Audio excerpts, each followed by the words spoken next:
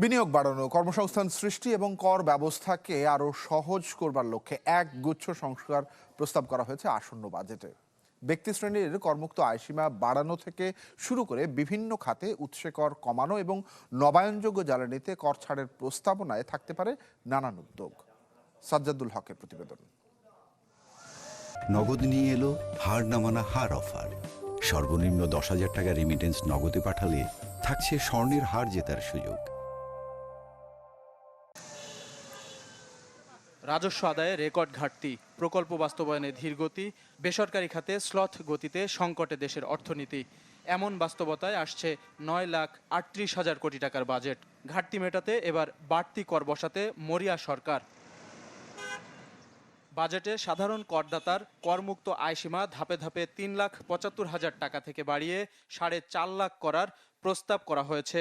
এছাড়া মুক্তিযোদ্ধা, প্রবীণ, নারী, প্রতিবন্ধী ও তৃতীয় লিঙ্গের করদাতাদের জন্য রাখা হয়েছে আরও বেশি করমুক্ত আয়ের সুযোগ। উচ্চ আয়ের ব্যক্তিদের 3 কোটি টাকার বেশি আয়ের ক্ষেত্রে অতিরিক্ত আরও 5% সারচার্জ আরোপ করা হবে। এই বাজেটে আপনার আয়, ব্যয় এবং ঘাটতি এইটার অঙ্ক তো মিলাইতে হবে। কারণ আমি একদিকে অনেক ধরনের প্রতিশ্রুতি দিয়েছি, যার ফলে প্রত্যাশা তৈরি হয়েছে এবং ওই প্রত্যাশার প্রতিফলন মানুষ আশা করবে বাজেটের মাধ্যমে।